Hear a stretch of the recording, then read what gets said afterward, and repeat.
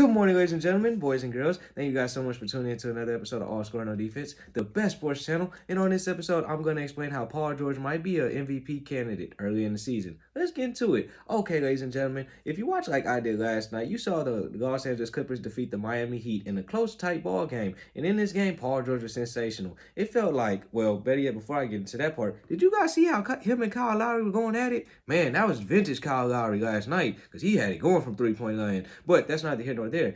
And in this game, it seemed like as many times as Miami tried to come back and take the lead, or when they did take the lead, Paul George said, "Nuh-uh, we ain't having none of that." And Paul George played like Paul George. He played like PG-13. And I really do believe that Paul George has a shot at winning MVP. Why am I saying this? Because Paul George right now is averaging 27 points per game. He's shooting 36% from the three-point line, and he's shooting 46% from the field. But get this, he has the Los Angeles Clippers at 7-4. That's sixth best in the Western Conference. Now, I do believe if Paul George can keep the Clippers in, let's say, that 4th or 5th seed without Kawhi Leonard, that should give Paul George major credibility for MVP because he's doing this without his co-star, and he's doing that in the Western Conference. Also, Paul George leads the Clippers in points, rebounds, steals, and assists. So he's literally doing it all. And what is an MVP? The most valuable player. And get this, the Los Angeles Clippers do have one of the most hardest schedules in the NBA. So I do believe if Paul George can keep this Clipper team to 4th, maybe 5th, now it'll be a reach if he can get them to 3 or 3rd in the Western Conference.